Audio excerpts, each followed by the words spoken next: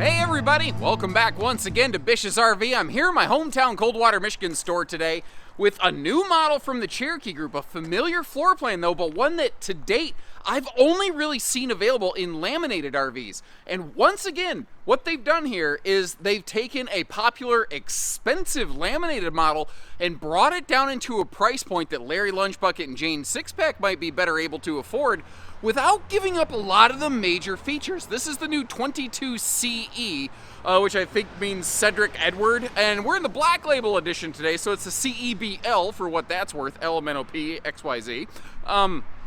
This is a fantastic couples camping model. It is personally one of my very favorite couples camping travel trailer floor plans out there. It's something that, like, if just me and my wife were looking at a trailer, I'd be looking at some version of a floor plan like this today. I feel very strongly about this one. This exact application of this floor plan, though, is a little bit different because they were bringing it into a new price point. There were some of those fancy pants, shiny shoes things that they weren't able to do, but it has some wicked cool features going on. Here's the thing. Every RV needs a name, and I'm going to call this one the Polar Express because you're either going to love it or you are going to hate it, and there's going to probably be no in between. And I think the biggest differentiating factor is going to be how do you feel about the kitchen, because they didn't go with a major campsite cook kitchen in this one. They gave you some good kitchen storage. You've got good dry storage, but what they did here is they gave us open living room space, awesome campsite extra large window right there, and an interesting little mini inverter right up next to the bed for folks who may want to travel and be able to use like a standing fan or a CPAP machine or something like that. Some very cool different things that they brought into this, and I love having all these different options, but there's things about it that aren't awesome, and I'm going to try to show you the good with the bad. And if you like that, let's hit that subscribe button and get in there. And whenever I see models like this, where it's like a lot of different builders have their own little spin on something, I you know, at a glance, you're like, oh yeah, it's like that one. But I try to really start dissecting what defines them a little bit separately. And Cherokee always has an interesting way of putting their own spin on something. Now, one of the things, like, sometimes, because they are a less expensive camper as compared to the big laminated giants that build a lot of the versions of this floor plan out there, they are going to be, their budget will be restrictive in some ways, but they're smart about where they do put the money, like a bigger 15,000 BTU air conditioner standard on these. They had a very dark, like near black espresso wood tone last year, to the tune that if like you called it black, I wouldn't have argued with you because it was that close. They gone to almost like a classic kind of honey oak, and when I was a kid, camping with my parents and my grandparents, and when I first started in this business, this is really a lot of what camping looked like. So it really speaks to me, but I think that's kind of one of those conversations like, the music that you listened to in high school will always be the very best music you've ever heard in your lifetime. Now, quick note, normally they would have full extension drawers below their dinette, but in this floor plan, they didn't have the opportunity because the furnace is under one bench, and you've got like a converter and all kinds of other crap under the one over here. Something this floor plan does strangely well is really good campsite window coverage over here, starting right at the front of the camper. Like, I'm standing up next to the bed right now, and you can see very nicely over the campsite of this RV. But the way they did the entertainment on this one is definitely different. This is a little bit more of a camper, a little bit less of a glamper, certainly a similar floor plan. But if you notice, the TV hookups are like behind that one dinette bench. Now, they ship it with a flat mount TV bracket. So if you're sitting over here, I'm going to take a seat on the sofa. If you're sitting on the sofa and that thing's pointing directly at the bed, it's not going to be awesome. But the fact that they put the TV mount there in a way is kind of helpful, because instead of just a sticker on the wall that says TV mount could go here, you can literally see a screw pattern. So if you wanted to swap that out for, or ask us to do it, that's easy stuff for us to do. I call it screwdriver work. Swap that out for a pivoting TV arm. Well, we could do that, but not everybody goes camping to watch TV. That's kind of one of the different factors here. Now, one of the things that's really handy right by the door is a battery disconnect. And the fact that this also has a factory 100-watt solar package, which is double what they had last year, standard anyway, it can really be handy to make sure parasitic load isn't accidentally eating up all your juice, basically. Tankless on-demand water heater controller, and then just general control panel. What I like is you can Bluetooth to this if you want, but it has these simple things called switches that just work. And as I get older, it's fun to think of all the neat technology things that RVs could have or life could have, but sometimes I just crave simplicity. And, that idea kind of works for me. Now, we're going to come see a look at this in a little bit. This is a jackknife sofa, but really take note. Like you saw under the dinette and right over here, you see that kind of funky carpeted hutch? That is the wheel well. Because this RV is a smaller, lighter size and it has a lower exterior clearance, the wheel wells actually do stick up into the body of the RV a little bit. What that means is they were not able to put a floor flush slide in this, which means they are not able to outfit this with a true theater and or hide-a-bed sofa. Now you're going to see some other manufacturers have a similar layout with those things, like a Cougar, and imagine they have a theater seat right there.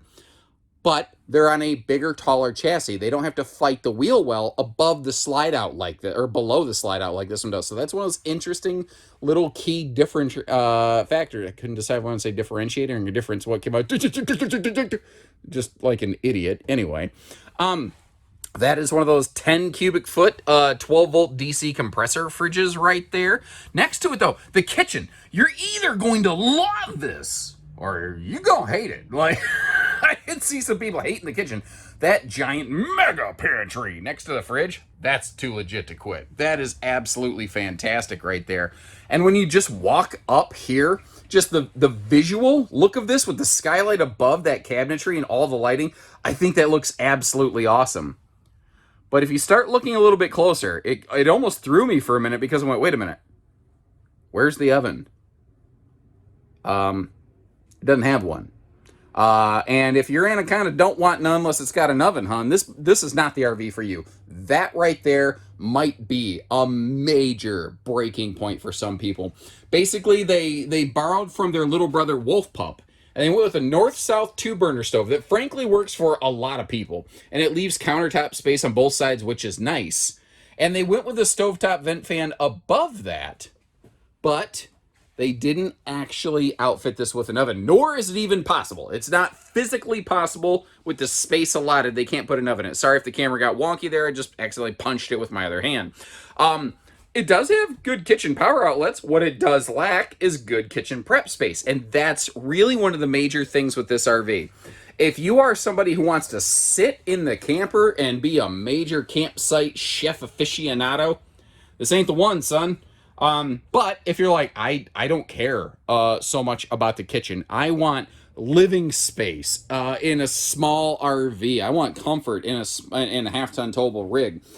This could be the one for you. It just really all depends on the exact goals that you're seeking to accomplish. Now, whipping our way back around up front here, anything that's walkable, and by the way, I'm not considering the wheel wells walkable. I think that's a reasonable thing to say there.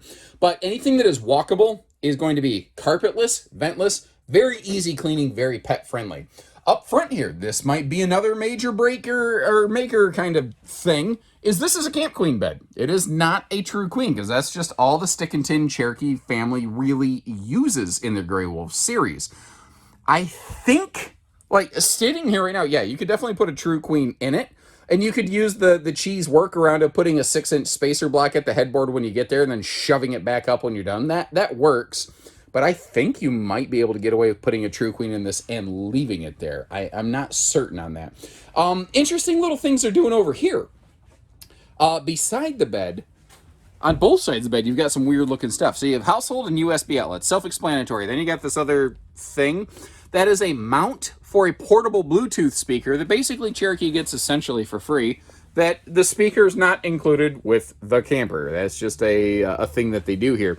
In the Black Label edition that we're looking at, you'll get solid surface kitchen counters like you saw. You also get the Pomeranian pillow down there in the middle. In the standard Cherokee series Grey Wolves, that would not be there. That's a Black Label exclusive feature.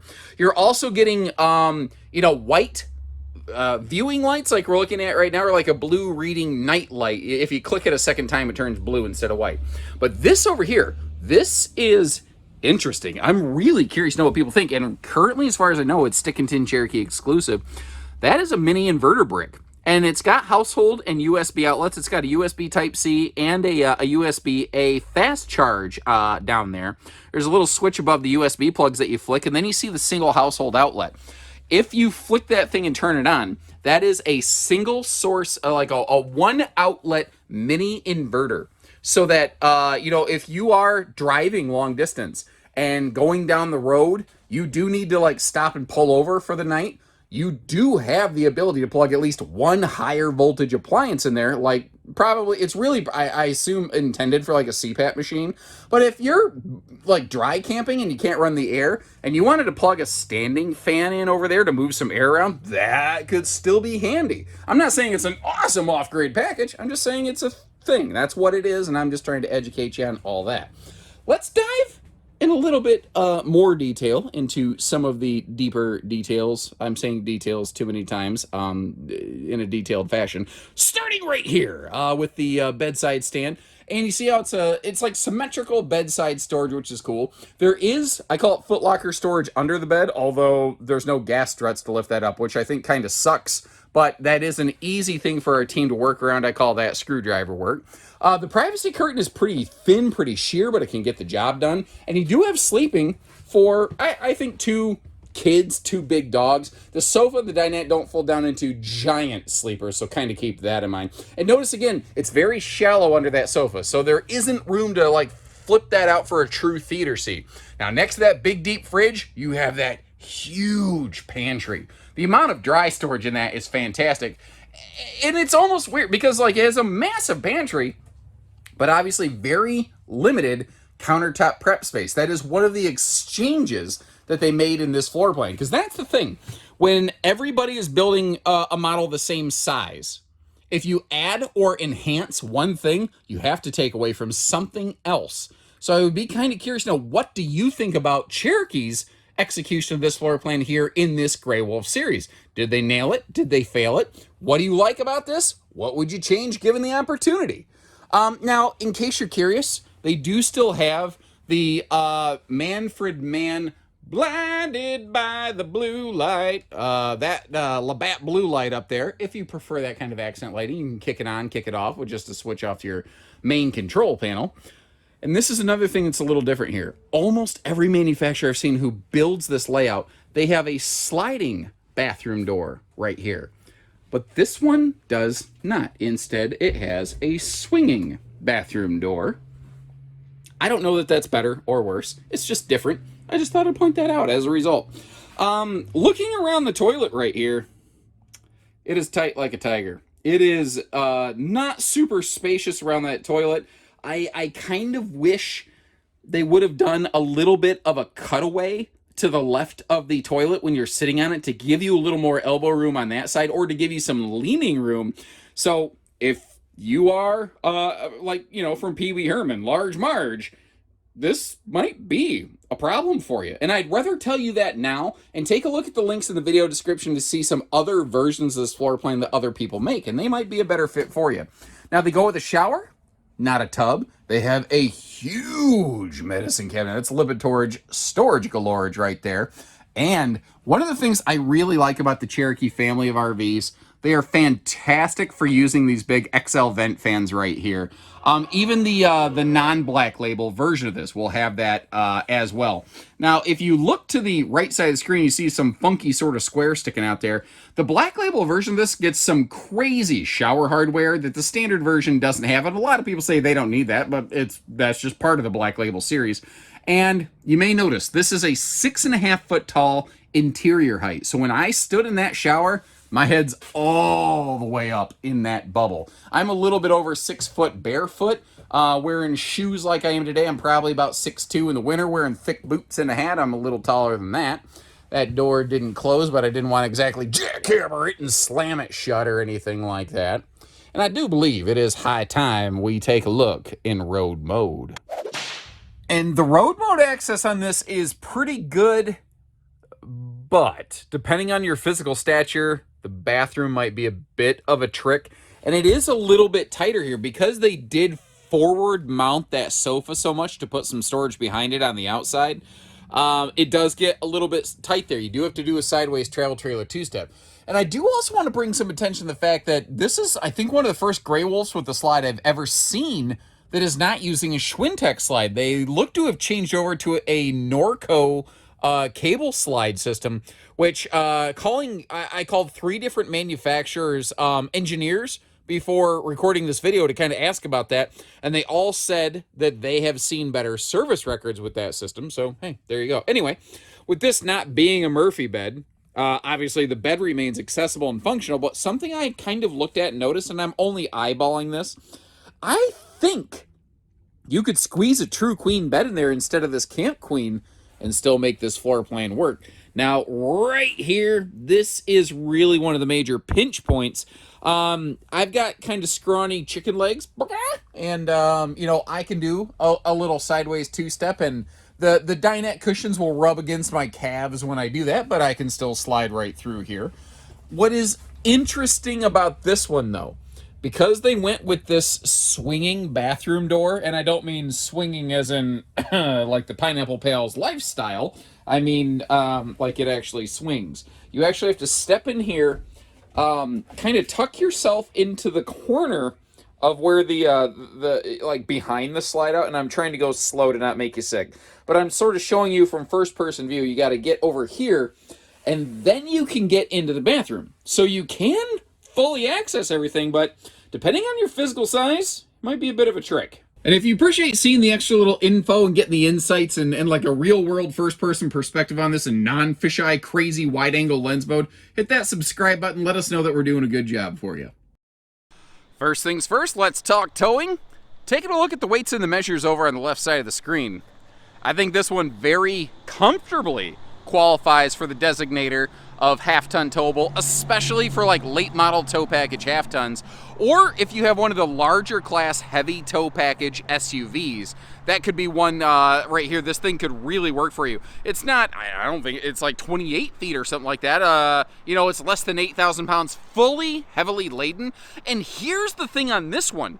A lot of these Cherokees and Grey Wolves, when you go adding the Black Label package, you really eat into the cargo capacity. But even in Black Label, this one still has about 22 to 2,400 pounds of available cargo. That is slick as a skateboard trick. Now, just for quick reference, I have actually jumped over to a different floor plan just to show you what the standard exterior coloration and skin on this would look like. Normally, this would have the kind of corrugated skin with the blue and white palette that we're looking at right now. Whereas the Black Label Edition is going to change everything to a full-on grayscale exterior. Interestingly, it is still an aluminum front nose, but the entire nose of this thing, like you see the stone guard down below. I think people consciously kind of understand that that is extra thick metal designed to absorb impact from rocks or whatever, you know. The entire nose of this is basically that thickness. It's a 0.04 inch thickness aluminum, and that might not mean anything to you, but a standard corrugated sidewall normal aluminum is 0.024, so it's like 67% thicker. Well, the other thing that's interesting about Black Label Edition is it doesn't change the structure. It doesn't become a laminated RV like that J-Feather or that Cougar down there. These are still what people may refer to as stick-built, but they add a fiberglass skin laminated to dual offset Luan below that.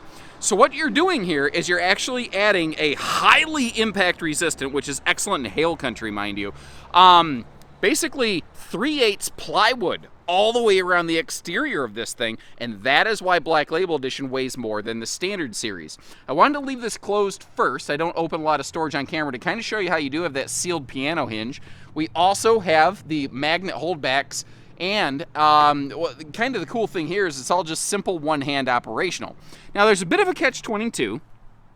The fact that Cherokee, the parent over the Grey Wolf series, standardizes the location of their like water heater and stuff on the other side. This does not have a true pass-through. It's got some pretty decent front storage, but that's just kind of one of those things that just sort of goes with the territory. It also means that they don't have to try to find space for that elsewhere.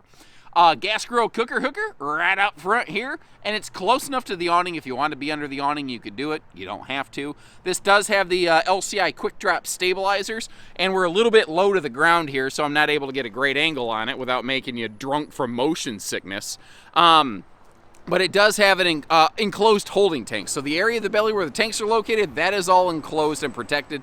Little bit of extra protection from road debris or a little bit of weathering.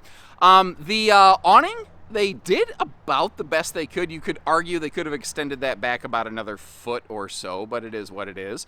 That full-on glass door, that's kind of become a Cherokee signature series kind of feature effectively. And notice right here, did you catch how you could spot the wheel wells inside the RV? We talked about it a few times. You see how that is only a two-step. That's because this rides on a smaller chassis, but remember, it's still got good cargo carrying capacity. It just means that the entire RV doesn't stick up an extra foot into the air, which is kind of cool. Big campsite viewing window here, along with the bedside window and the window in the door, give you some excellent viewing. If you feel like it, you've got yourself your little TV hookups out here. The water heater exhaust is not over here on the campsite of the RV, which I'm happy to see. The furnace exhaust is, but that, while not my favorite thing, it's not as much of a concern for me. And I do respect how Cherokee's been good about this for years. Putting the speakers, like, at the level of your head instead of blowing away the neighbors in their fifth wheel, with your freedom rock, brother! Crank it up! Or whatever you listen to.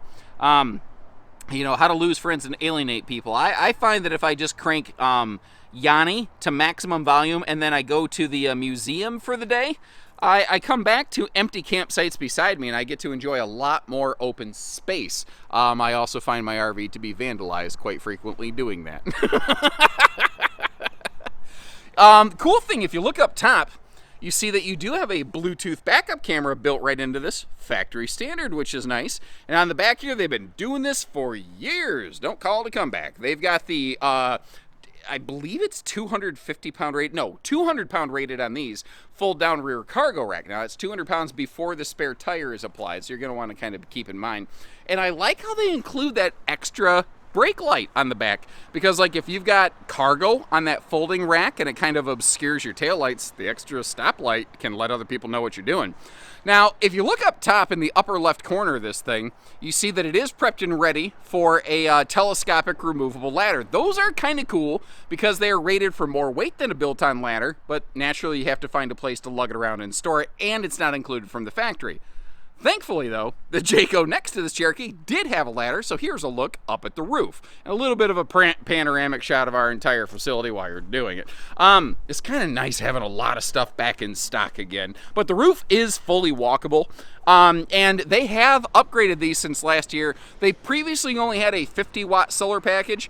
They've doubled that, which sounds very impressive. It is still now a 100-watt solar package, which is less than, say, what Keystone is doing, but in the world of stick and tin campers, that is still more factory standard solar than almost any other brand is giving you.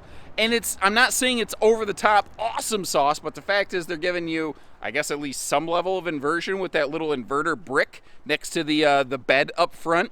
So it's not some super off-grid road warrior kind of camper, but they are doing some nice little things that, maybe with a little creativity, you can make work. Now, really, the origin of this floor plan actually began, I couldn't decide to say begin or began, so it sounded almost British. Can I get an update? It really began in the world of miniature motorhomes, and then Grand Design Imagine turned it into the 22 MLE. And then it just, it started really exploding in popularity, and a lot of brands have versions of this now.